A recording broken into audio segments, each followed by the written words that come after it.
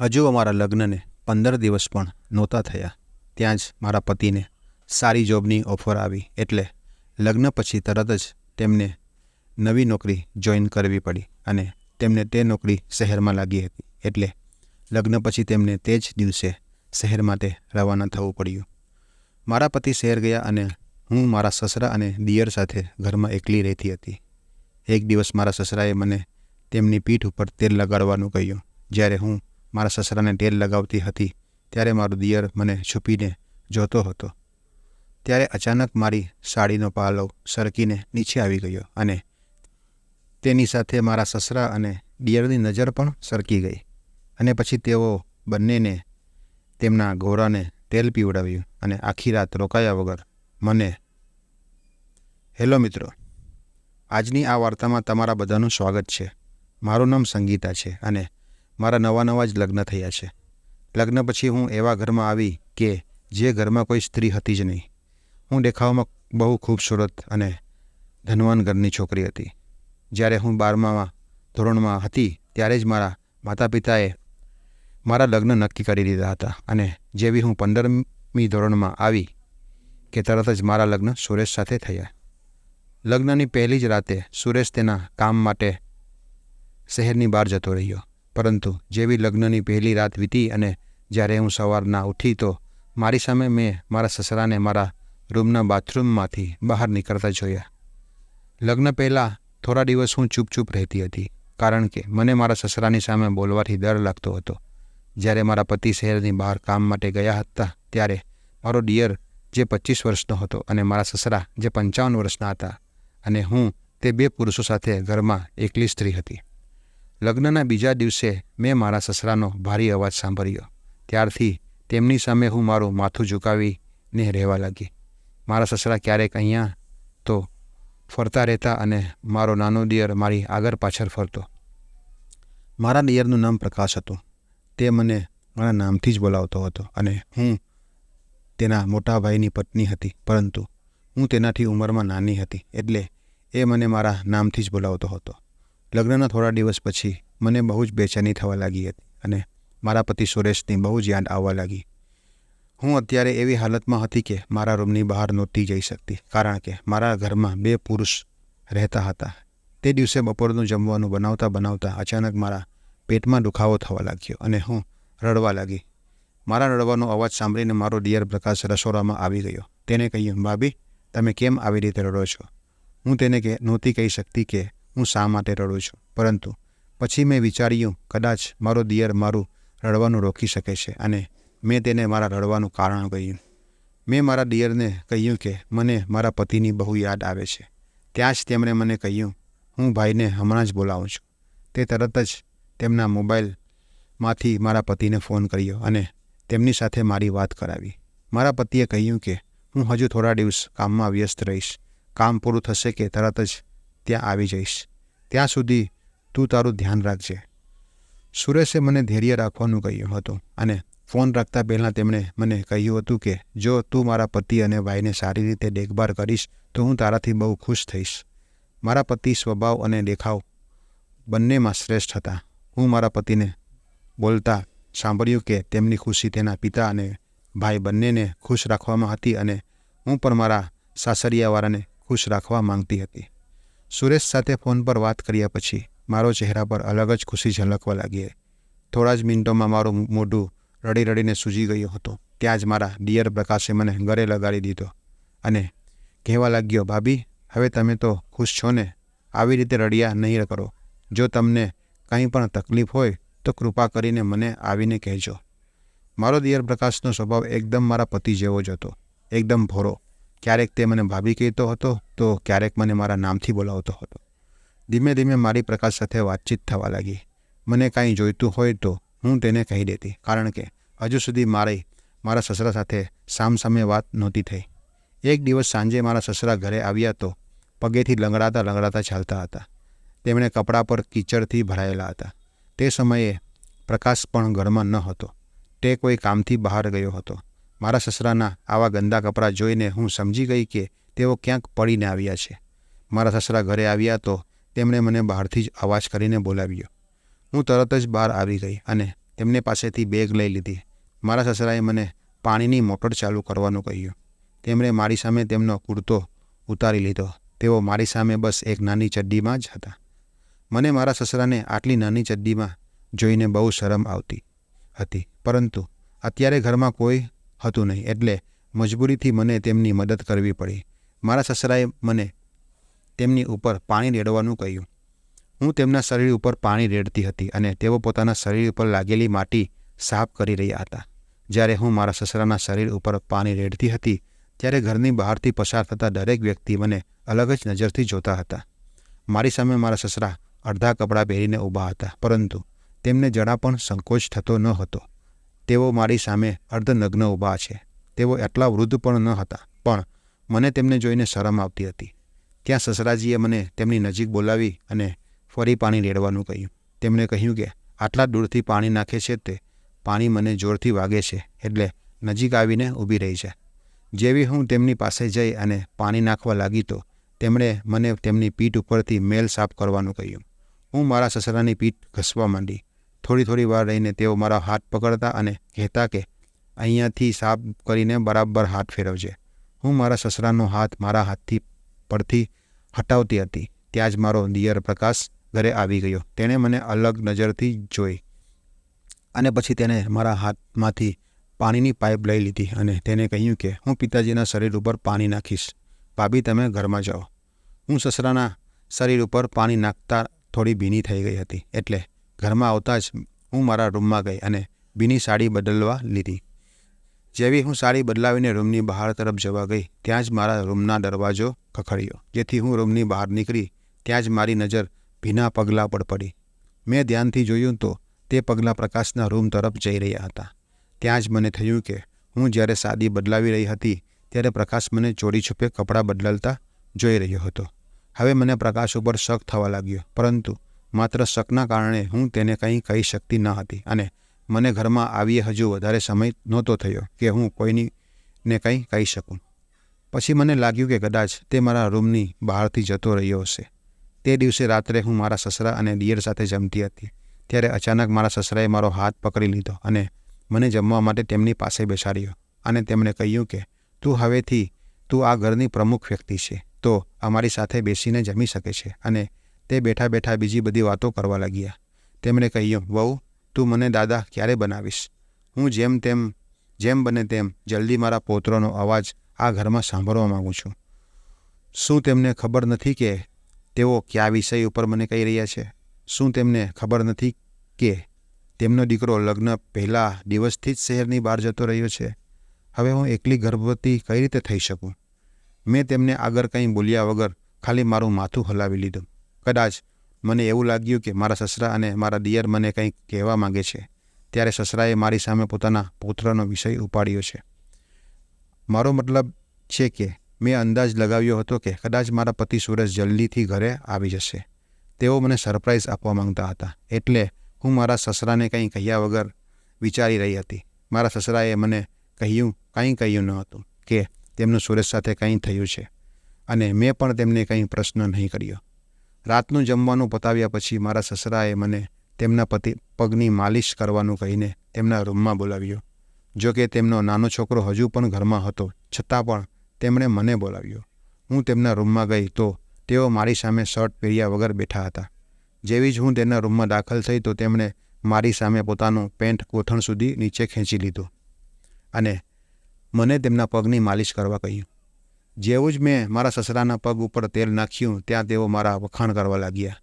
કહેવા લાગ્યા કે વહુ, તારો સ્પર્શ તો આકર્ષક છે. પછી તેઓ બળબડ કરવા લાગ્યા. જ્યારથી તેઓ વાત કરતા હતા ત્યારથી હું તેમની વાત પર મારું માથું ઝુકાવી અને હલાવી જઈ રહી હતી. પણ જ્યારે મેં તેમનું સામે જોયું તો મારા સસરા પોતાની આંખો બંધ કરીને મારા સ્પર્શનો આનંદ લઈ રહ્યા હતા.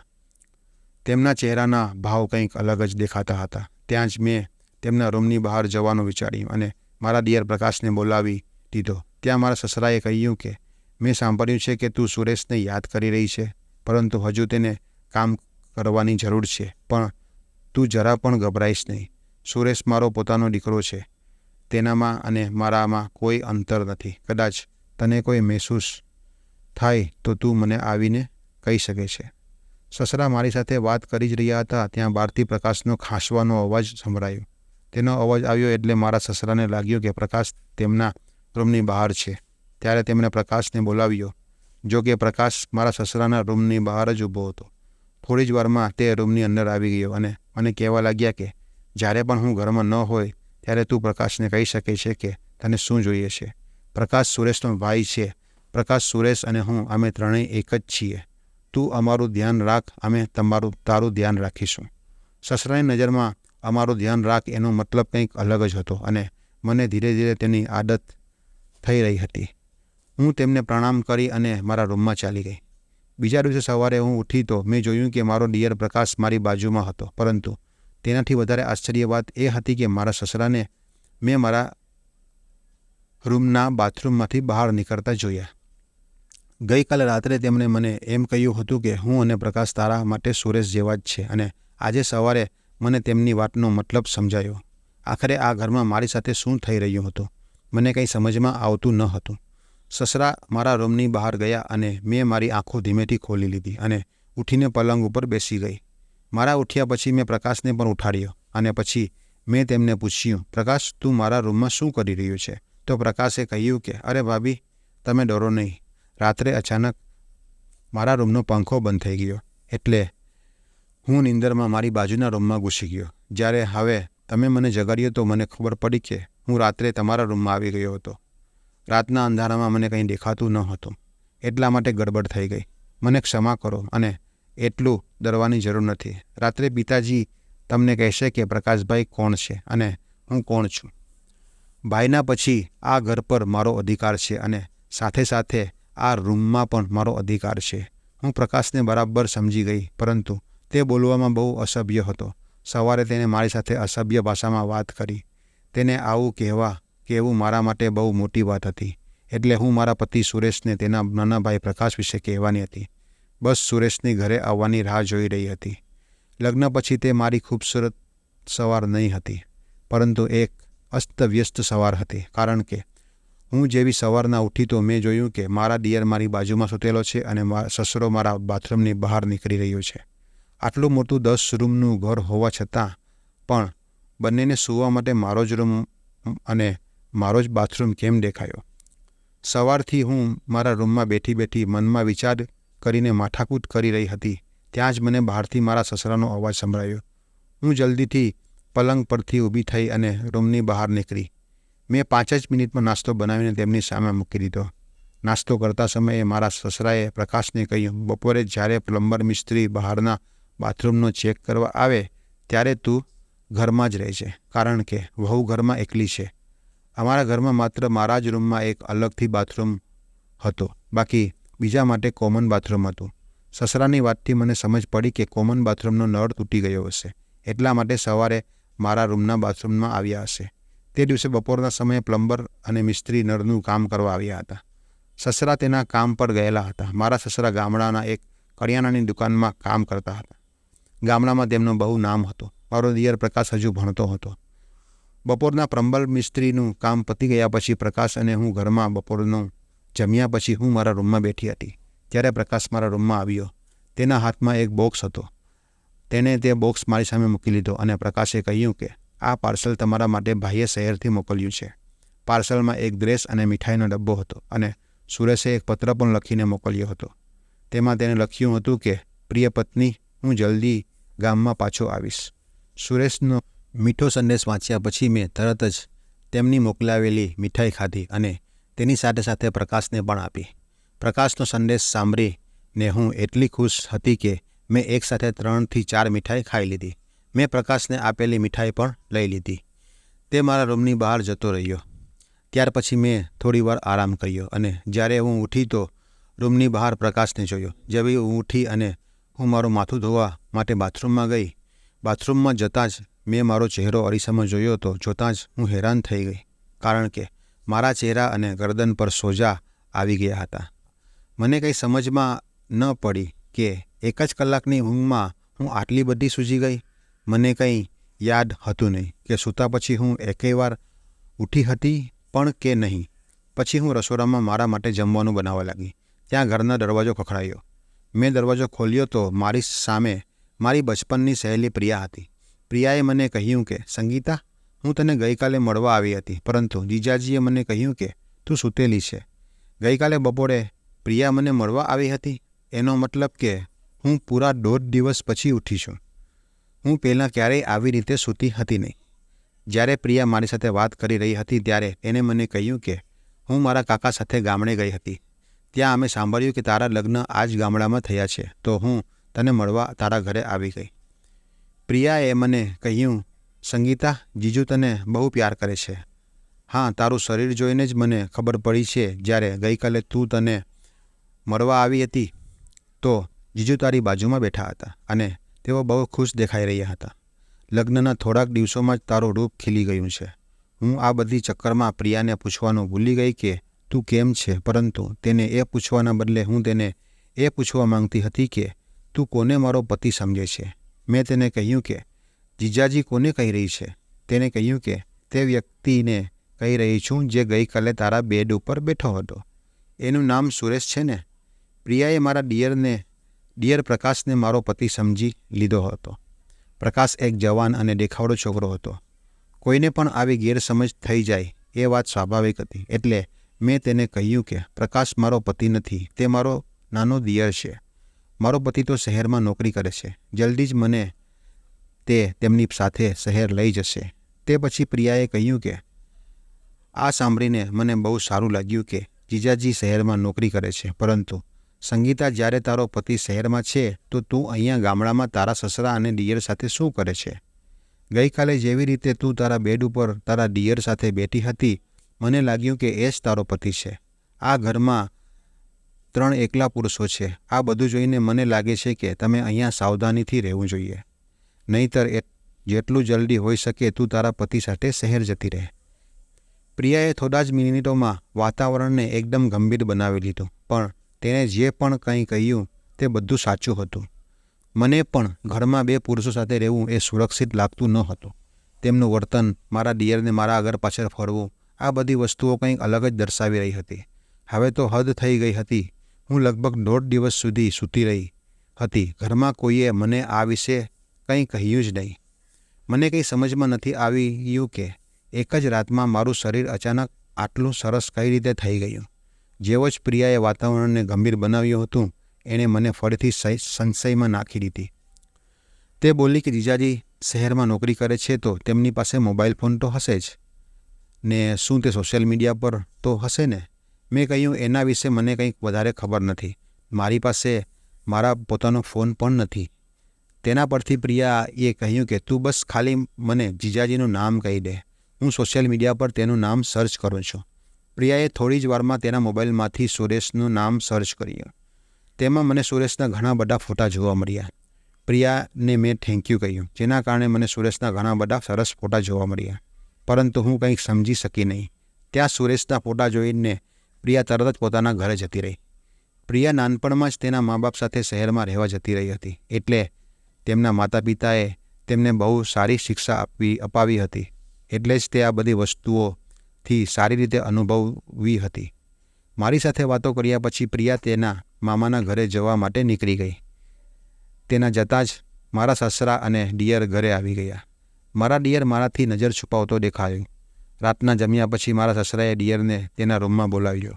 તે ડરતો તેના રૂમમાં ગયો. પછી શું ખબર અંદર શું થયું, પરંતુ મને તેઓ બંને ઉપર શક થવા લાગ્યો, તો હું તેઓ બંનેની પાછળ રૂમ પાસે જતી રહી.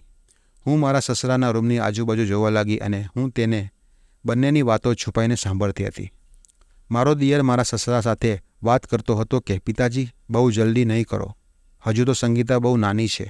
હું પહેલીવાર જ્યારે હું તેની સાથે સૂતો હતો તો તે એક જ દિવસમાં આખી સૂજી ગઈ હતી. હજુ આપણે થોડા દિવસ રોકાવું પડશે. સસરાએ કહ્યું, તું મને બહુ ડરપોક લાગે છે. આટલી આકર્ષક અને ખૂબસૂરત સ્ત્રી તારી સામે હોવા છતાં પણ તું એટલો ડરે છે, અને હવે મને કંઈ નહીં કહેતો. મને 2 દિવસમાં પરિણામ જોઈએ છે. સસરાજી પ્રકાશને કયા પરિણામની વાતો કરતો હતો, મને કંઈ જ સમજ નહીં પડી. પ્રકાશને મારા સોજી જવાના કારણની ખબર હતી. એનો મતલબ એ કે હું 1.5 દિવસ સુધી સૂતી હતી, પરંતુ નિશ્ચિત આ બંનેની કંઈક કારસ્તાની છે. આ બંનેનું કંઈક લેવું દેવું જરૂર છે. એની પહેલાં કે કોઈ રૂમની બહાર નીકળી જાય અને મને તેમના રૂમની બહાર જોઈ લે, હું તરત જ ત્યાંથી મારા રૂમમાં જતી રહી. થોડી વાર પછી સસરા મારા રૂમમાં આવ્યા. પછી તેમણે સુરેશના નામનો એક ડબ્બો અમારા હાથમાં લઈ આવીને મૂક્યો. જેવી રીતે મારા દિયરે મને ડબ્બો આપ્યો હતો તેવો જ ડબ્બો મારા સસરાએ મને આપ્યો અને કહ્યું કે સુરેશે આ તારા માટે શહેરથી પાર્સલ મોકલ્યું છે અને પાર્સલમાં એક પ્રેમભર્યો પત્ર લખેલો હતો અને મીઠાઈનો ડબ્બો પણ હતો. મારા સસરા મને તે મીઠાઈ ખાવા માટે જીદ કરવા લાગ્યા અને કહેવા લાગ્યા કે સુરેશે તારા માટે આ ખાસ મીઠાઈ મોકલાવી છે. મેં તેમની સામે મીઠાઈનો ટુકડો મારા મોઢામાં નાખ્યો અને ખાવાનું નાટક કરવા લાગી. જેવો જ મારા સસરા રૂમની બહાર નીકળ્યા કે તરત જ બાથરૂમમાં જઈને મેં જેટલી પણ મીઠાઈ ખાધી હતી તે તરત જ મોઢાની બહાર કાઢી નાખી અને ચૂપચાપ મારા પલંગ ઉપર જઈને સૂઈ ગઈ. ત્યાં થોડી વારમાં મારા રૂમનો દરવાજો ખોલવાનો અવાજ આવ્યો. ત્યાં જ મેં મારી આંખો બંધ કરી લીધી. અચાનક મને આભાસ થયો કે કોઈ મારી બાજુમાં બેઠું છે. પછી મારા શરીર ઉપર કંઈક ચાલી રહ્યું હોય તેવો અહેસાસ થયો, જેનાથી હું એકદમ ડરી ગઈ. તેના પછી મને મારા શરીર ઉપર ચુંબનનો અહેસાસ થયો. ત્યાં જ મેં ઝટકામાં ઉઠીને મારા રૂમની લાઇટ જલાવી દીધી. જેવી જ મારા રૂમની લાઇટ ચાલી કે મારી ફ્રેન્ડ ઈશા મારા રૂમમાં બાથરૂમમાંથી હાથમાં લાકડી લઈને બહાર નીકળી અને મારી બાજુમાં બેઠેલો ડિયરને જોઈને તેને લાકડીથી મારવા લાગી. ત્યાં મારો ડિયર ડરી ગયો અને કહેવા લાગ્યો કે ભાભી, મેં કંઈ નથી કર્યું. તેને મારથી બચવા માટે એમ કહ્યું. પછી મેં તેને પૂછ્યું કે ઘરમાં મારી સાથે હકીકતમાં શું થઈ રહ્યું છે. પછી મેં પ્રકાશને કહ્યું, પ્રિયાએ તારી આખી રેકોર્ડિંગ મોબાઈલમાં કરી લીધી છે અને તો હવે મારી સાથે અહીંયા શું કરવા આવ્યો છે બધું સાચું કહી દે, નહીં તો અને તે સાચું નહીં કહ્યું તો હું તને પોલીસમાં પકડાવી દઈશ. પછી મારા ડિયરે સાચે સાચું કહેવાનું શરૂ કર્યું. તેને કહ્યું કે સંગીતા ભાભી, તમારા લગ્ન તમારા માટે બહુ મોટો ખતરો છે. પિતાજીના જીદના ગાને સુરેશભાઈએ તમારી સાથે લગ્ન કર્યા. જ્યારે તમે નાબાલિગ હતા ત્યાં જ પિતાજીએ તમારા લગ્ન સુરેશભાઈ સાથે કરાવી લીધા હતા. ત્યાર પછી સુરેશભાઈ શહેરમાં ભણવા ચાલ્યા ગયા. ત્યાં સુરેશભાઈને એક છોકરી સાથે પ્યાર થઈ ગયો અને તેમણે ત્યાં તે છોકરી સાથે લગ્ન કરી લીધા.